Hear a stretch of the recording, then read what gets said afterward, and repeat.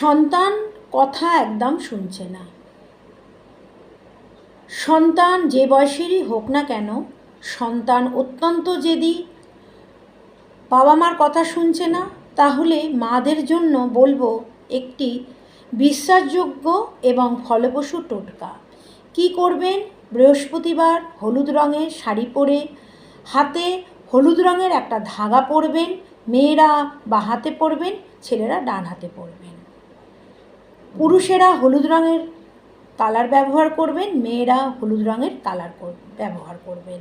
কি করবেন? যে কোনো কালী মন্দিরে গিয়ে কলার ছড়া নেবেন, সেখানে 16টা অথবা 12টি কলার ছড়া নেবেন এবং মনের মতো করে আপনার যেটা মনে হবে দক্ষিণা দেবেন এবং ফুল ফল দিয়ে তারা মাকে তুষ্ট করবেন। মনে রাখবেন, তারা মা কিন্তু লক্ষ্মী মা, তারা মা কিন্তু সমস্ত সন্তানকে বিপদ থেকে রক্ষা করে।